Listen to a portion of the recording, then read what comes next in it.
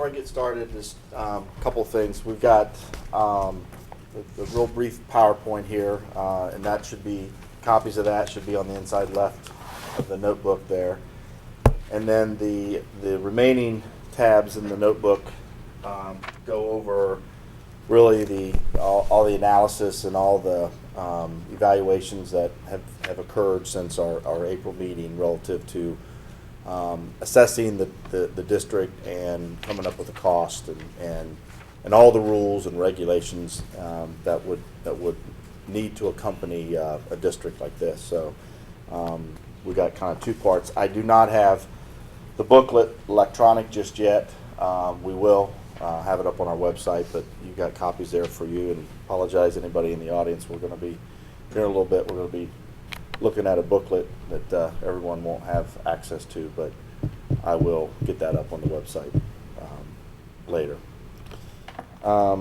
Again, as we get started here, I do want to thank several people. I know the HOA, we got some members of the Miami Trails HOA here. They've been real helpful in developing this. Obviously, John McManus and the prosecutor's office has been instrumental in developing this. This is the first kind of the stormwater district of its kind, and anytime you get into something like this, it always takes a little bit longer than you would like. Nonetheless, I just want to thank everybody for participating over the last 3 or 4 months, and I think what we have here is a combination of all that hard work. As we get started here, we talk about, I think you're pretty familiar. It's not our first meeting, but I thought it would be appropriate to just kind of remind everybody of what the background was. Maybe not to us, but certainly the members of the HOA have been dealing with this since last fall. They met with the township folks to discuss the sinkholes that were appearing, and that's kind of started the process, which then led to meetings in November with my office as well as I think some members of the commission.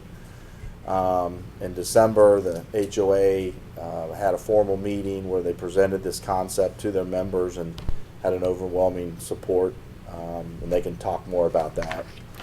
And then, lastly, we met. The last time we discussed it was in April when I presented a preliminary report and indicated kind of next steps of what we needed to do to move forward, because it appeared at that time that things were moving in a positive direction, and that it was worth the effort of pursuing and answering some of these final questions, like what is it exactly we're going to do, where is it that we're going to do it, and how much is it going to cost, and all those sorts of things, which really kind of leads into the basis of what I'm going to talk about today. I kind of talk about 3 different things. Obviously, the service area is very important. Where is this district? Where are the geographical boundaries? The extent of service. What are we going to do inside of that? We're not all things to everybody. We're going to have to be focused on a very specific set of tasks. And then, lastly, the level of service. How often are we going to do it, and what kind of expectation of service are we going to provide? And all those 3 kind of roll up to what is known in the industry as cost of service, which is exactly how much is this going to cost everybody that's in the district. So if we start by obviously the boundary, this is a map from GIS. It shows the physical boundary of the subdivision, and it's worth noting that there's 297 lots located in this subdivision. 2 of those lots, and most of them are single-family residents. We do have 2 lots that are owned by the HOA, and they're both pools. So one of them's located here, and the other one I think is located there. So those are, and we'll get into some of this terminology later, but the reason why that's important is because the basis by which the funds are collected or fees are charged is on a single-family residence. So if you're above that, then you would pay a proportionate share based on some factors that I'll talk about. But we've got 293 single-family. We got, again, two lots owned by the HOA. One's a vacant lot, so they will not receive a bill. because there's no impervious contributing factors there. And the last lot is the wastewater treatment facility that is owned by the county. So we have 297 lots that would be in this area. And then as far as what exactly is it that we're going to do, quite simply put, we're going to take care of the pipes, catch basins, the head walls, all the inlets, all the things that carry stormwater that are located outside the right-of-way. Because as you know, everything inside the right-of-way is currently maintained and under the jurisdiction of the township. So here on this sheet, it kind of is a summary. I think some of this information was presented back in April, but we've got some final numbers here. We got 297 lots. There's 87 different discrete pipe runs, just shy of 8,000 lineal feet of pipe, and of course then that's broken down in terms of various sizes. It ranges from 12-inch all the way up to an 84-inch pipe that would be part of the district. The vast majority of the pipe that's out there is A, it's in good shape, and B, it's a type of material that is not prone to corrosion. So roughly this 10%, this corrugated metal, is, of course, corrugated metal is prone to deterioration. So that's the what aspect of what we're going to do. And then the third component is the level of service, and of course again we're going to be working on infrastructure that's outside the right of way, and that's going to focus on maintaining, replacing, repairing, and otherwise keeping the storm system that's outside of the right-of-way in good shape and proper operating condition.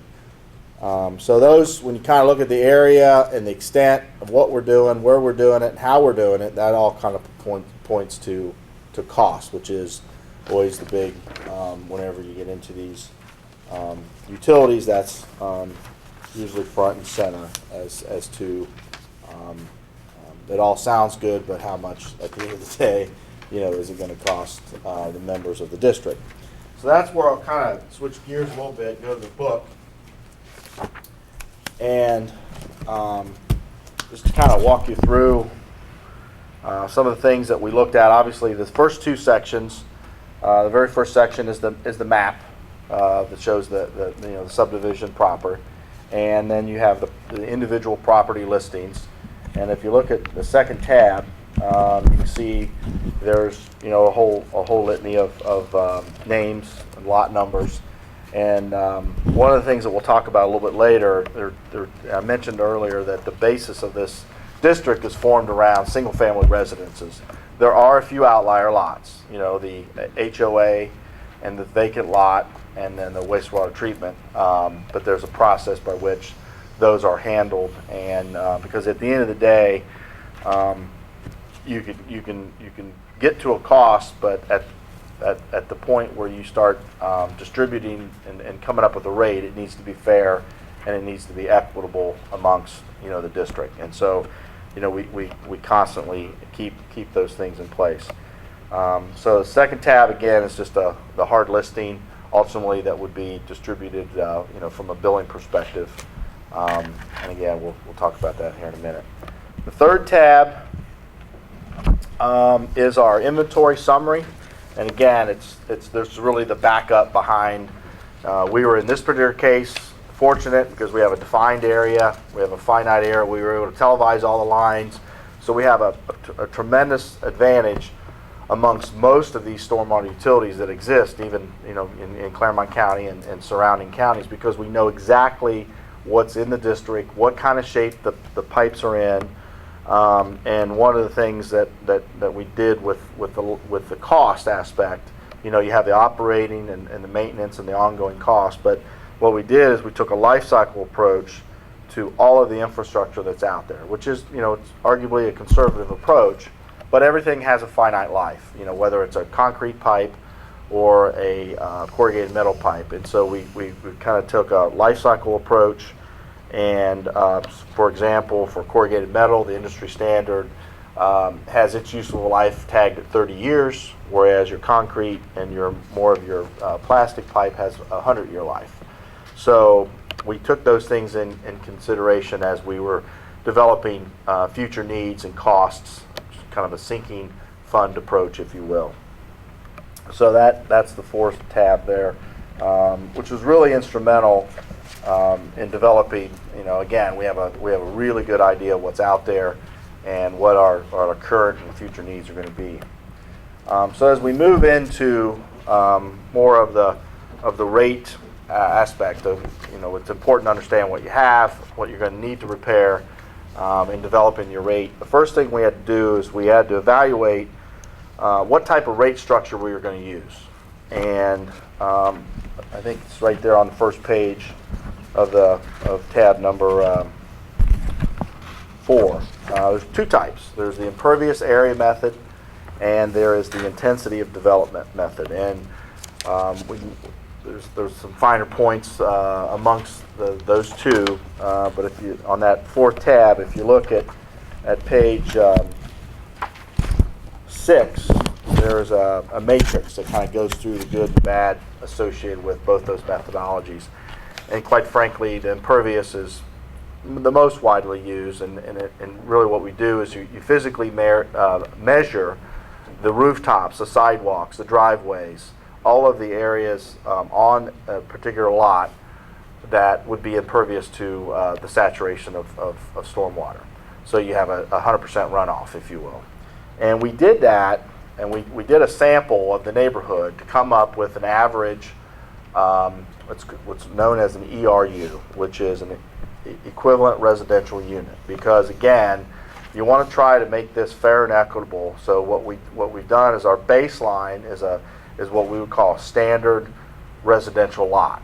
And so if the pool areas end up to be, and that average was about 4,400 square feet.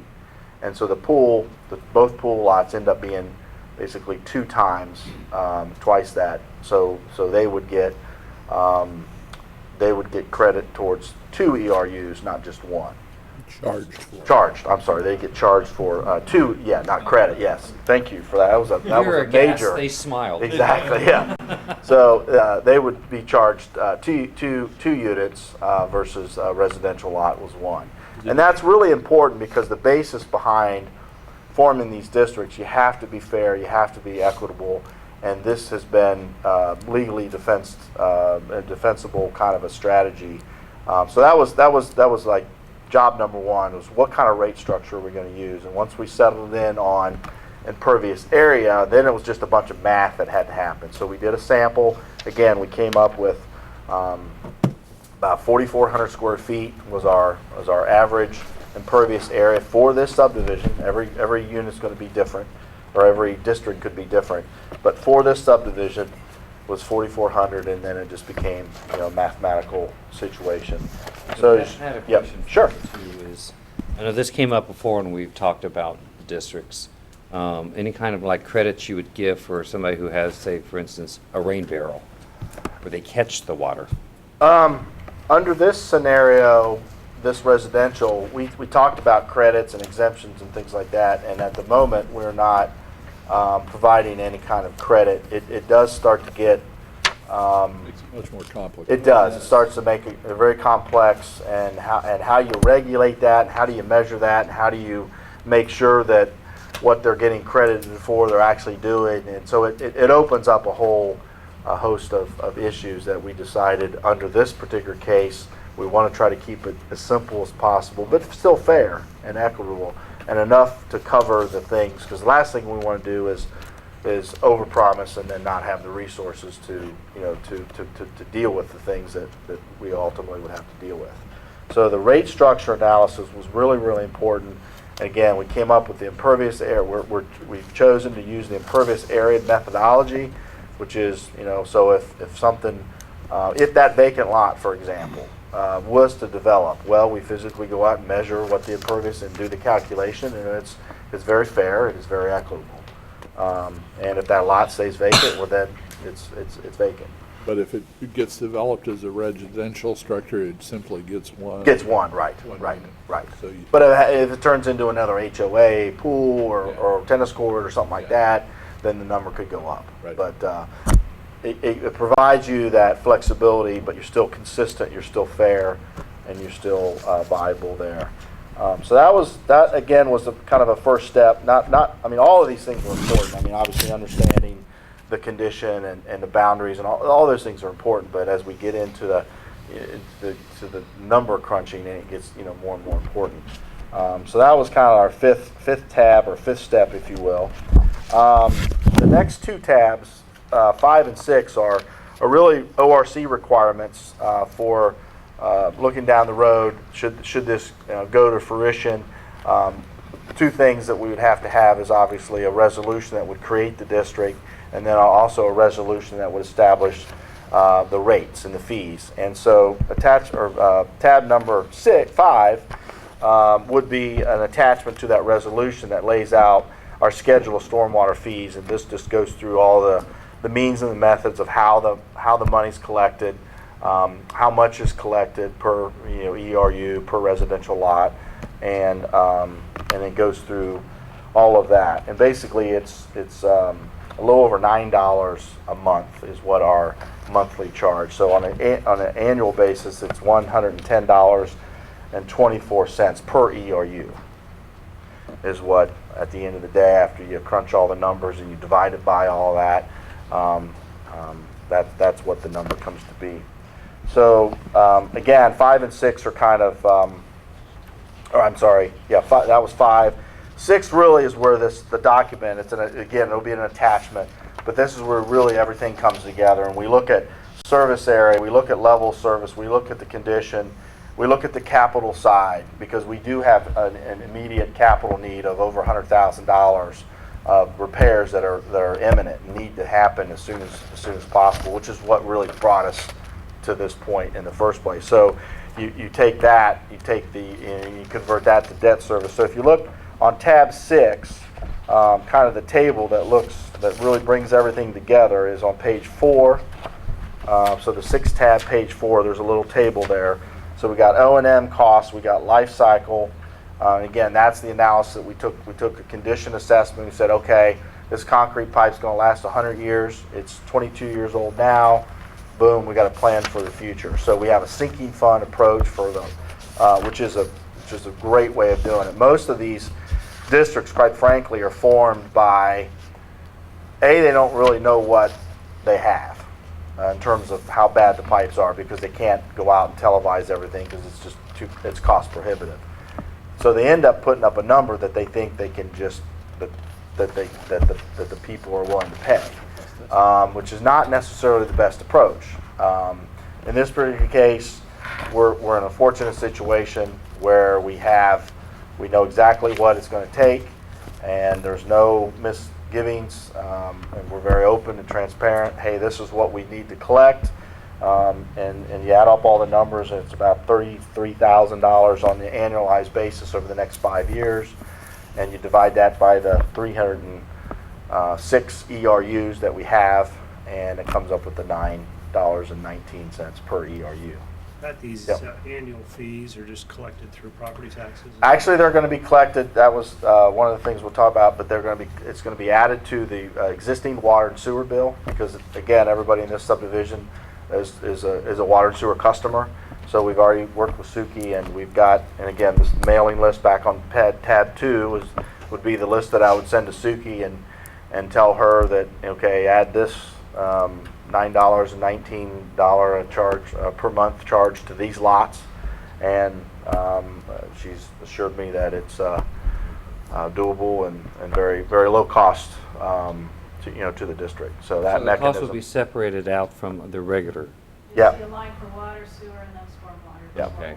only for these 297 lots. And Yeah. then the Okay. funds come back in when they pay they'll get it on a 2-month basis, the same way our water and sewer is right now. And when those funds come back in, they'll be segregated out and put into stormwater. So cost of service, we've taken in consideration operation, maintenance costs, life cycle, debt service, administrative, engineering, all the fees that we would need to expect to have charged back to the district. Which again, that kind of the physical math is shown on page 10 of tab 6, where the annual cost of $33,733 divided by 306 units or 306 shareholders, if you want to call it that, comes out to $110.24 per ERU, and that breaks down to $9.19 a month. Pat, you so had that- mentioned yep. here, debt service. You plan on issuing a bond? Yes, for that initial $100,000 amount of work that needs to be done, there's the work that needs to be done in and around what really kind of started this, which there's a series of pipes that goes underneath a couple private property owners as well as the HOA. That's what kind of the township, and went underneath the road. The township already has made their repairs. They did that back in December, I believe. And so there's a series of work of pipes that need to be remedied ASAP. And so that bond, I guess it'd be some sort of, It would be, in essence, a levy bond Okay, against stormwater sure. revenues. And we would probably do it the same way we did our last assessment bond, and do potentially a placement with the treasurer Okay, as an investment. good. so we've accounted for, interest rates and payment over, I think it's a 15-year period of time. And so that debt service is part of the monthly bill, if you will. But not the only part, because we've got other things that we have to plan for, future maintenance, future capital improvement jobs. So again, that one table kind of breaks everything out, O&M, debt service, all that sort of stuff. So that really, that piece right there was that was kind of the culmination of, summary of condition assessment, where we're at, what are we going to do, how often are we going to do it, how many manholes do we have, how many runs of pipe do we have, what kind of shape they're in. We put that all together and crunched it out and come up with the $9, a month. And just on a side note, the only in the township, in the county that I'm aware of is Milford. Milford has a stormwater utility in place. Their ERU is $5.50 a month, but it's based on about 2,400 square feet. Yeah, 2,400 square feet. Where in this particular neighborhood, it's 4,400 square feet. So from a percentage standpoint, we're in line. Yeah, I it'd mean, be $11. right. Right. So I mean, if that was because you always kind of want to see, where you're at with your peers or with your, So I think as it turned out, our number in this particular case happens to be in line with what the city of Milford currently charges. So. Then the 8th tab is again, this is a statutory requirement of should this thing move forward into the authorizing resolution. The district is required, much like the water and sewer district is required, because we're forming under the same section of the code, 6117. You're required to have a general plan of drainage, and this is a document. I'll call this our operating kind of a manual. It talks about everything from how we're going to do it, when we're going to do it. It's kind of the Bible, if you will, from a planning perspective. And then the last tabs, they're under section 9. There are a series of policy papers. Bob, you kind of touched on one about a credit. So these policy papers, they range from everything from what the heck is an ERU and how did we determine it. So it walks people through that. What is the definition of an impervious area, kind of defining some of these things. How do you handle oddball situations like, well, do you ever partially charge someone or not? And exemptions and it defines, public roadways are not part of this. I mean, it's very, very clear. This is taking care of the infrastructure outside the right of way. So this would be an opportunity that, again, if you had some sort of special situation, you would want to address it in these policy papers. This is not, we've got several of them here, and there might be some need for an addition of some other ones. I'm not saying that this is the end-all be-all, but these are the main ones that we felt pertinent to be in this particular case. Again, handles stormwater billing, disagreements, how kind of disagreements are formed. Because again, we're not going to take care of it. I mean, it's a very unique situation. We're going to take care of, you know, of underground pipes. You know, if someone has a low spot in their backyard, that's not what this is going to take care of. Or if you have a problem with your downspout, that's not what this utility district is going to take care of. So we're real clear on what we're doing and how we're doing it. So that kind of quickly goes through several months worth of work. And again, I'm really thankful for all the participation we had. But at this time, any questions before I? You've been pretty thorough. Okay. Thank you. What's next? The next step, from my perspective, would be, I know we've got some members of the OHOA are here, and I think Mr. Braun has a resident that's in the district that wants to talk. But from my perspective, I think the last time when we, at least my understanding, when we met in April, I had a lot of this work to do, and we did that in April and May and June. I think everybody was looking forward to this, to have the final, you know, numbers and the final meeting. From my perspective, I'd be ready to submit a resolution to the board so that you would, whether that means, you know, on a week or so, that you would consider that. Because I know pretty common practice here is you'd have presentations like this and maybe let a week or so go by for people that couldn't make it to show up and talk or whatever. This thing's been pretty well publicized, and I think the OHOA can talk about that. But from my perspective, I would have a resolution to you within the next week or so to take, you know, you could take action on it, you know, kind of up or down kind of thing. Do we have to do, if you're establishing a district, do you have to do public hearings at all? No. You don't? Okay. Not. I mean, we've had two of these similar, and these have been public and they've been open. I don't think we've went to the level of some of them where you physically mail and things like that. But I know, I can't speak, but I know the HOA can. I think they've been pretty aggressive in making sure their membership knew that, A, we had a meeting on April 1st, and then we're having a meeting today. So from my perspective, I think the next step would be presenting the board a resolution that you guys would act upon. Pat, I'm pretty impressed with the extensive nature of this approach. Absolutely. Hopefully it'll avoid issues we've had in the past. You know, it's, I agree. I think it's something that I think we're going to definitely see more of, and probably the next neighborhood over, because we've uncovered some things that I think this is a great position to be in, where you have pretty pretty agreeable members. We have a finite, we have a really good handle on what's out there, and I couldn't be more. I mean, you know, some of those unknowns, you know, when you get into these sorts of things are scary. And in this particular case, not that, you know, some crazy thing could happen tomorrow, but engineering judgment tells me that, my experience tells me that we're in pretty good shape. So, Joe or Mike or Bob, come on up.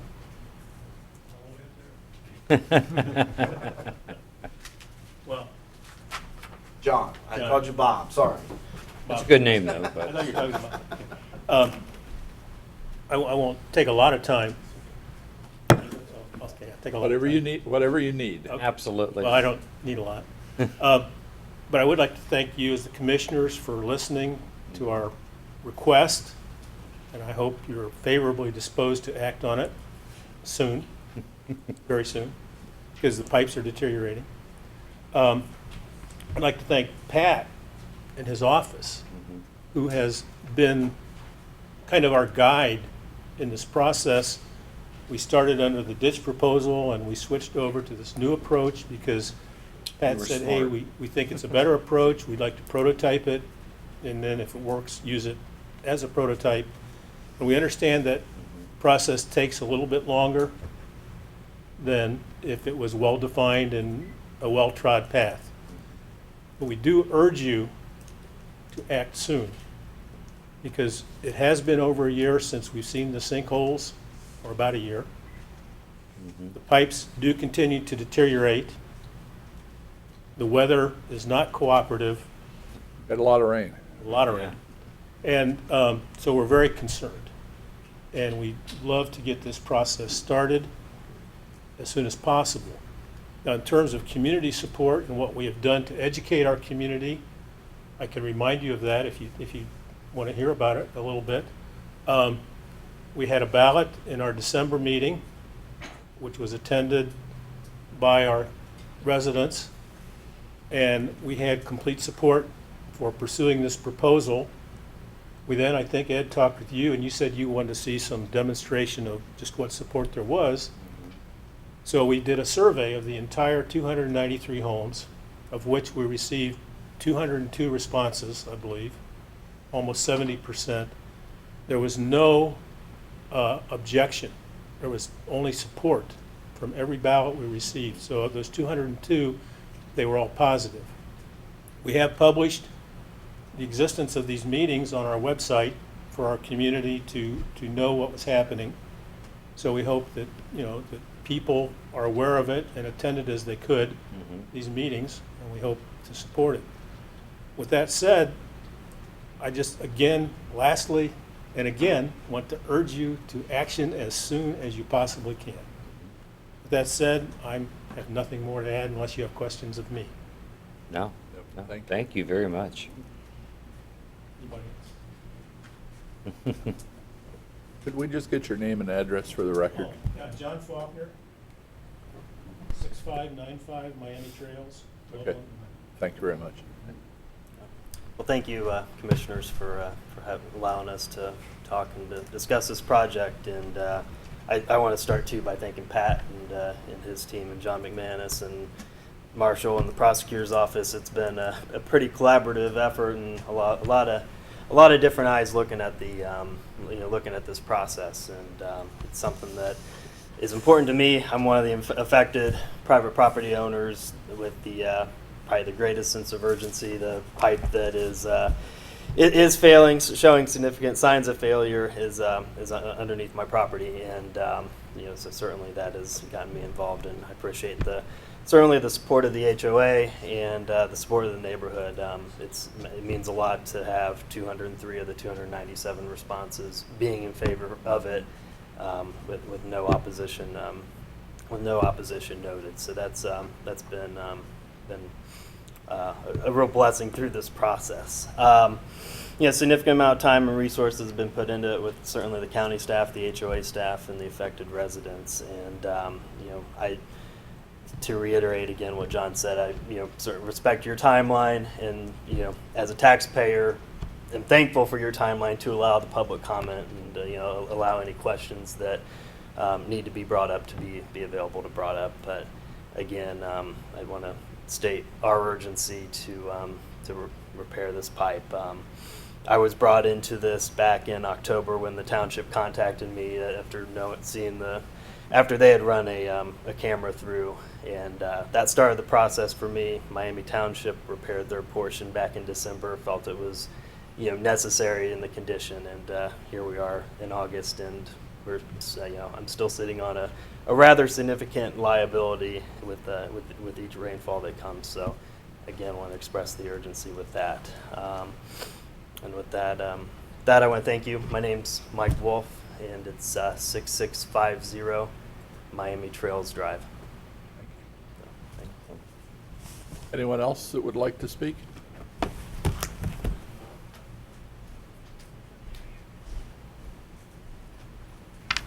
Commissioners, my name is Joe Braun, for the record, and I do serve as law director for Miami Township, but I'm here today in my role as a private attorney for Dr. And Mrs. Ellis, and Dr. Ellis is here today, and Terry and Lisa O'Connell, who are residents of Miami Trails. And before I talk about their situation, I want to tell you as well, my client included, and the township as well, we all urge you to act quickly, and I will echo what the HOA members have said, that none of us are aware of any opposition from any of those entities.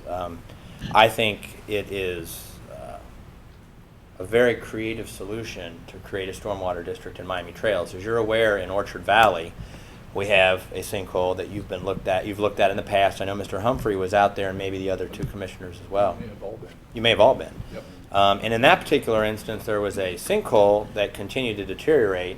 Right. And just as this gentleman was saying that he has pipes underneath his property that are deteriorating, sometimes you can wait and the holes get bigger and you consider the process, and sometimes you can't wait. And the reason that I'm here is Dr. Ellis is one of those situations in Miami Trails that couldn't wait for the problem, and he went ahead and made the repairs to the pipes that were on his property. And interestingly enough, I was at the October 14th meeting with Mike Mantle, and we gave a copy of the ORC to the then president of the HOA and encouraged them down this path, because the township quickly realized that this was not a problem, and we knew that from our cammering underground. We knew that this was a problem that was going to spread, and I know that the engineer's office has been extremely diligent in jumping on that and looking and advising the residents of Miami Trails that it's at the intersection of Miami Trails and Miami Crest, that this problem is not going to go away, it's going to get bigger. And the township actually found the initial sinkhole right by your pool alongside the road, and Mr. Mantle advised them, which kind of put this whole thing in motion. The concern of Dr. Ellis is that meeting in October of 14, in September of 14, Dr. Ellis realized a problem on his property. He did talk to the HOA, and at that time they didn't see a path to assist him. And Dr. Ellis and his neighbor spent $21,000 repairing erosion problems as a result of stormwater on his own property. And I've been talking with Mr. Manger, and I intend to talk to Mr. Edwards in the prosecutor's office. This really goes to Commissioner Proud's point, which is if someone has a rain barrel on their property, can they get a credit? Is there a way to be fair and equitable, as the county engineer said? And we're asking you certainly to approve this stormwater district, but to look at the possibility of either allowing Dr. Ellis and the O'Connells to be compensated for the $21,000 that they expended in October of 14, which was prior to this, because they couldn't wait. They couldn't wait because they had been advised that their foundation was cracking from the erosion that was occurring. And so they expended this money in advance of the district taking place. The alternative would be, and this goes to Commissioner Proud's point, if either Alan Edwards and Pat Manger and I reach some determination, or they determine, because it really is them, that there isn't a way to include those repairs since the district wasn't created, we would ask that you consider giving my two clients a credit, meaning that they would not be assessed those fees up to the amount of what they've expended in October of 14 to have their property repaired.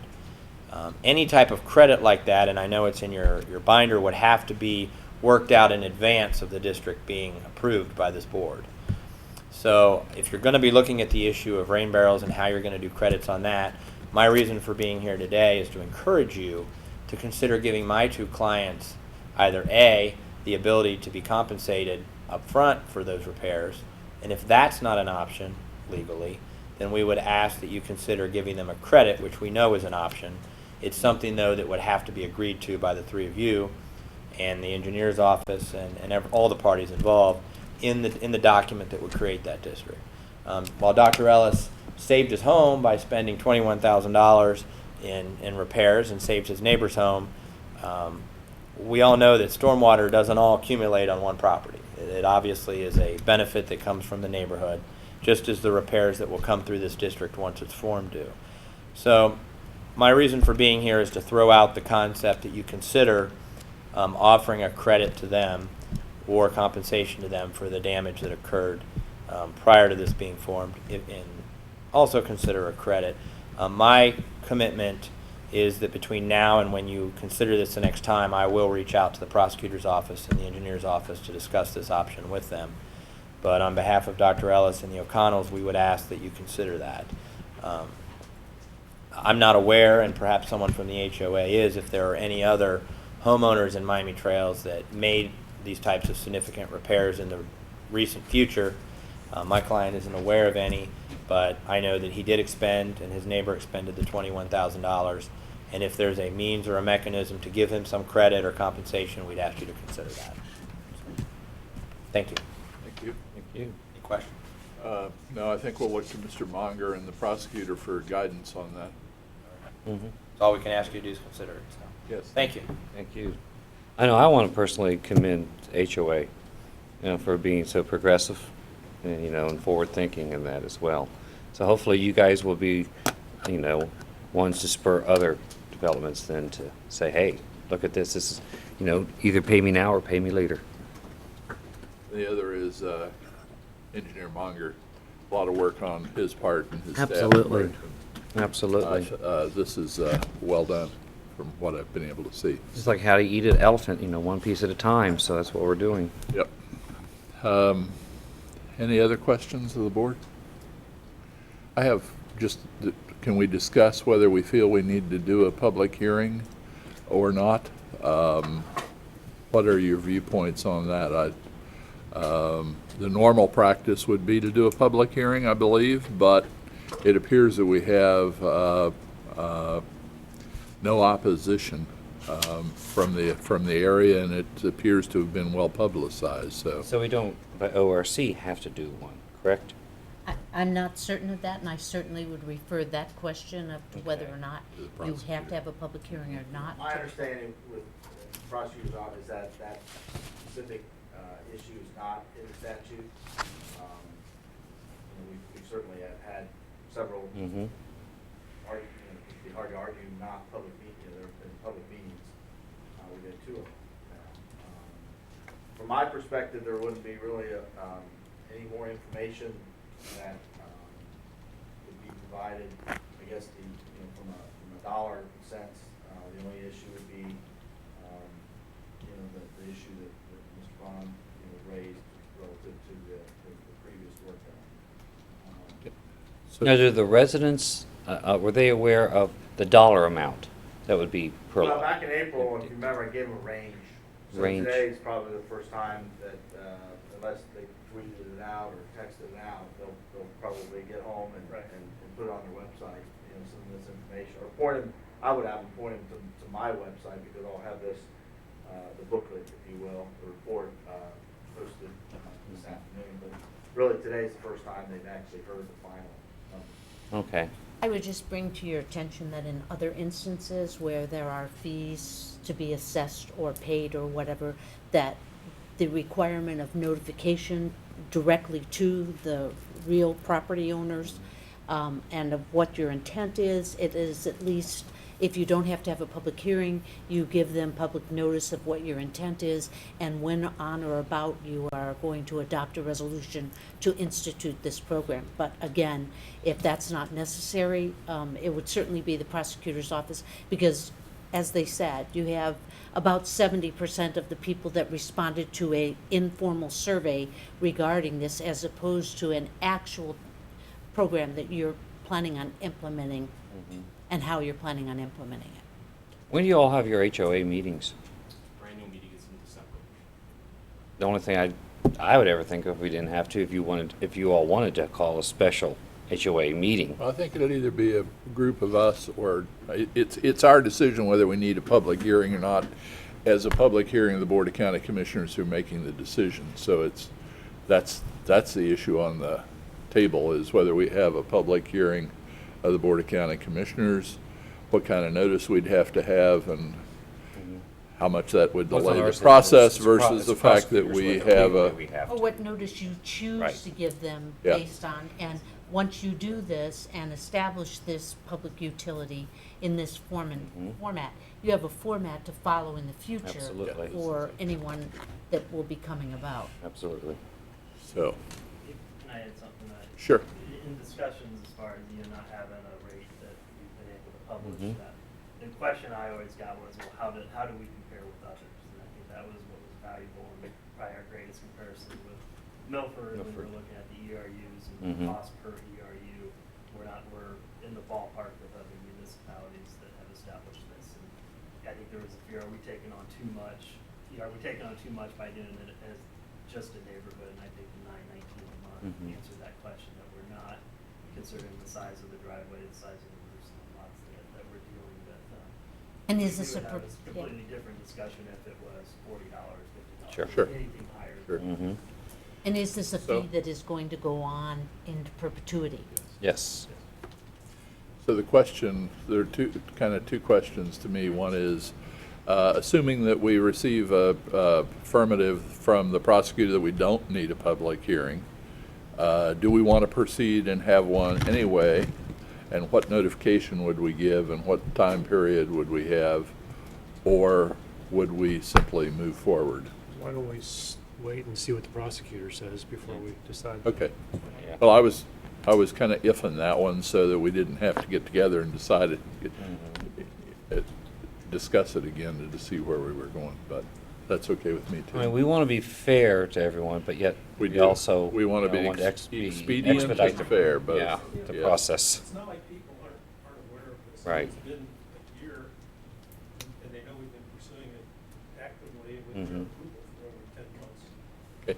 So, I And think we have sent out, I'm the president of the HOA board Okay. this year. We sent out FAQ sheets, hard copies, full detailed, 3-page explanation of the entire circumstance to every resident. It's not just on our website. Mm-hmm. So people that don't go on the website still receive that in the mail. Okay. So Good. This information has really been distributed to the residents. It's So not- they've seen the range, and this is on high end of the range or I think it's right in the middle. right in the middle then, so. I can't. If they gave their approval on the range, and it's, And so, at our December meeting, we Okay. had, I believe we had a number from Mr. Manger as an estimate, Mhm. kind of tossed out, looks like $10 a month Mhm. as a bogey amount. Mhm. So that was discussed in our meeting. okay, So this falls obviously right Right. there. Absolutely. Under that, so there's really no surprise. Okay. Brian, can you speak to what the average, and Commissioner Hughley had mentioned this at the April meeting, normally when votes are cast for HOA, what's the response rate? Oh, we'll get, 40 to 50 votes? yeah, we'll Yeah. get 10 to 20%. Yeah. The fact that we had almost 70% respond to this is just Yeah. unbelievable. it's awesome. Yeah. It's certainly on everybody's radar. Okay. I mean, we don't want to complicate this anymore, so, Well, at the board's discretion, what the administration can do is we can prepare to move forward. Get the resolution prepared that Pat mentioned with the prosecutor's office. And I can certainly get a definitive answer from the civil division. And if they say we have to have a public hearing, then I'll have to come back to the board and figure the timing and how you need to do that. If they say that we do not, the board can make that call today and just give the administration direction to move forward, if that's an option you have. What do we want to do? hey, we don't have to have one. I mean, it's, I don't see the need to, but that would be up to again, the prosecutor to decide. Okay. I don't know, the issuing of bonds does that necessitate or anything? It'll come afterwards, once the utility's established. Okay. The official statement on bonds will have to be put together. We can Okay. probably get a lot of the information out of that booklet. So are we, Mr. Ewell, are we of an opinion we could move forward without a public hearing? Or do we need to, if the prosecutor says we don't need one, can we just move forward? What do you think? I would say if the prosecutor says we don't need a public hearing, I'd move on, but Absolutely. Okay. Judy I said agree. maybe notify So people you have direction? with certified mail or something. Mm-hmm. Well, if we have a public hearing, we'd notify, but if we don't have a public hearing, we could say that, certainly we'll be receiving comments from here forward until we make a decision. So if anyone wants to make comment to us, they're certainly welcome to just address a letter to the county commissioners here. Absolutely. Is that, Yeah, we'll give it a little, maybe a. and we'll find out what the Period. prosecutor says. Yeah. Could I Sure. I like closure on things. Okay. Assuming you do not have to have a public meeting, when would you make your decision? We have to figure out how long it takes the civil division to get back to us about whether we do or not. And then if not, it sounds like our administration would prepare the resolution, look over the resolution, have it approved by the prosecutor's office and move forward. So it could be Couple weeks. a week or two. But it Like a depends couple on those weeks. pieces. Anything else we need to discuss today? Yeah, government, it does not run, It's not the rapidly, quickest trust me. thing. Drives us all crazy. Anything else we need to talk about? If not, we'll close our informal session. Thanks all for your input. We need to also consider how we can deal with the 21,000 that's already been expended. So we'll hear from Mr. Manger and the prosecutor on that. That'll close our business. Thank you very much. Thank you all very much.